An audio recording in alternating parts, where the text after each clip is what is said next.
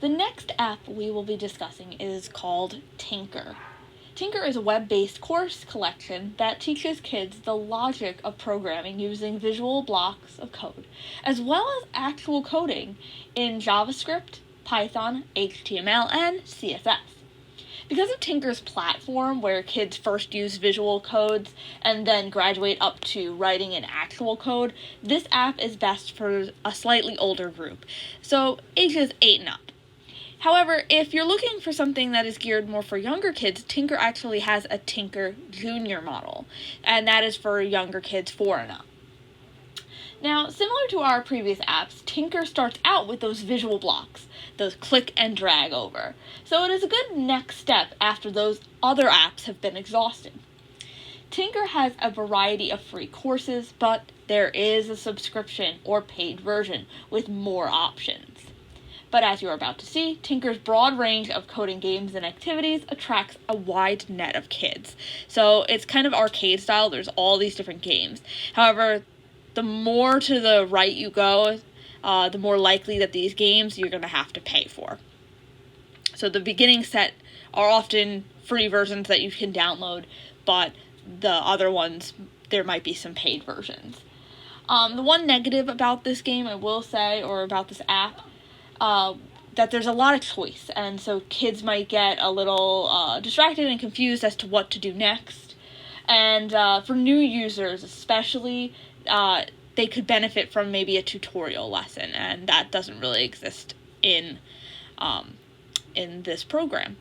So there are kind of two models. It's the game model where you see there's the different games that you can select.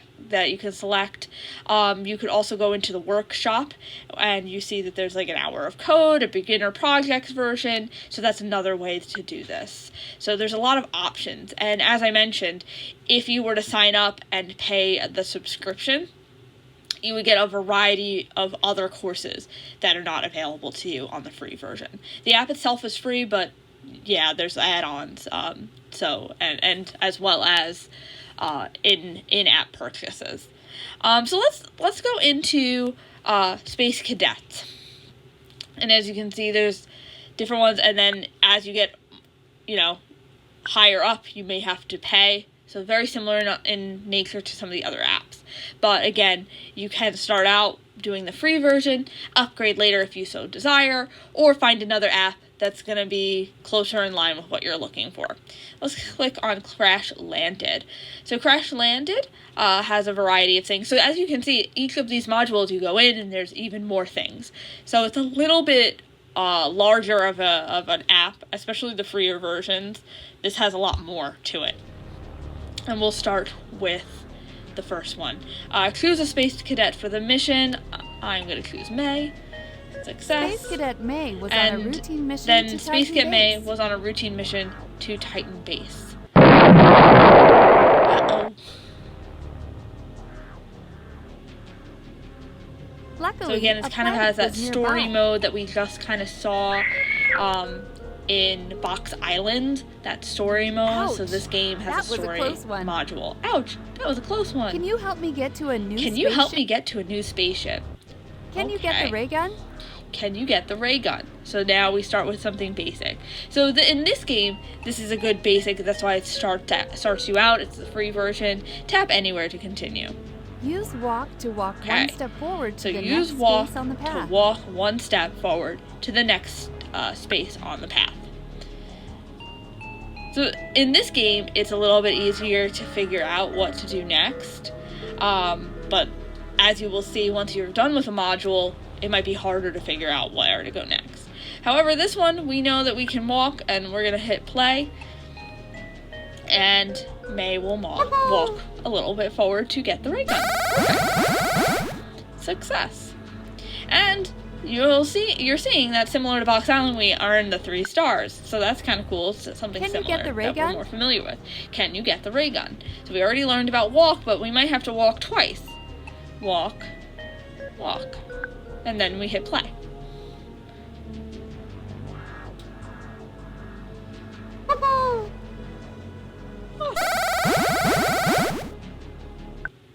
Okay. Can you get the tablet? So we're trying to get that tablet. Okay. 1, 2, 3, and 4. So the Space Cadet one is more of a basic, block coding as we've learned. But in a moment I'll show you guys some of the, the hour of code stuff can be a little bit harder, so. Get to the med kit. And now they're trying to avoid rocks, so there's a new jump to avoid command that they're telling you about, which is the jump command. To jump over an obstacle I am going to go out. Alright, let's go back. Use jump to jump over an There, home button. That was what I was trying to click, and it just wasn't working. So that's Space Cadet. There's Dragon Spells, which is another one. Again, very similar. As you get further along, they're locked. You'll have to pay for them, but you can do these first 3 modules. And as you can see, for these are locked until you achieve that, until you work on the next one. Choose a dragon egg to hatch. The first one, very similar, story-based, and so on. But I was playing with Crystal Clash, and that was a little bit more tricky. So they do get harder. So these are some of the games that you can use and play and learn coding. Now, if you want to do the workshop has a different set of coding. So these are not going to be as story-based. They're going to be far more, teaching a certain topic. I was working on, what was it? I think it was Hour of Code, creating your avatar. So in this, you're creating an avatar, and I will say that this was a little tricky because I couldn't figure out exactly what I was supposed to do, but I did figure out that you can add a character. And when you add a character, it comes with things. So I created a character. My most recent was that person, but now I think I'm going to pick this dragon. Maybe I'll make it a blue dragon, or maybe with a head that is one color or whatever it is, and then it has abilities, and these are all things that you can do with the character. So when you hit save, this is your actor, and up at the top you have these kind of carrot things that are facing right and left, but right next to it almost looks like a landscape. And when you look at this is the line of code that exists for that character, and this helped me learn a way more advanced level of coding.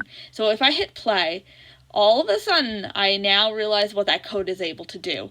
And so the Hour of Code is kind of like that. You create characters. Sometimes it's a little bit more tricky to figure out exactly what you're supposed to do, but a lot of it is trial and error based. And then what you can do is you can switch these things. So if I were to tap on the left and right, you can have him go all around, and what will that do?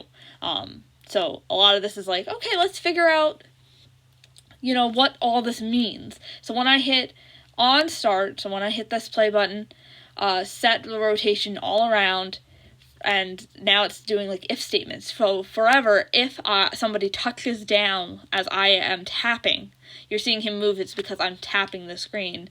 Point towards the touch location and the animation will walk.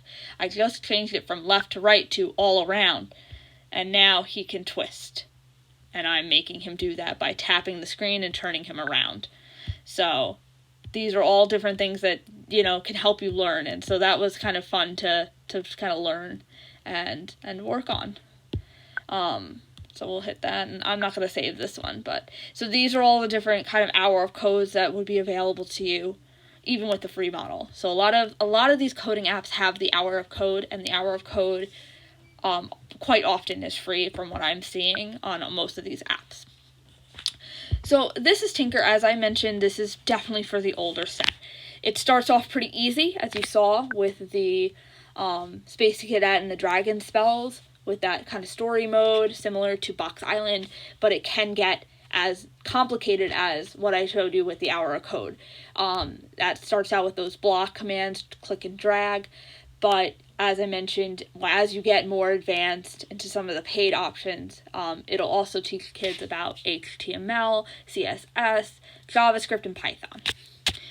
So that is Tynker, but if you're not ready for Tynker, Tynker has their junior model, so Tynker Junior, and that is a good place to start if this version is a little bit too difficult.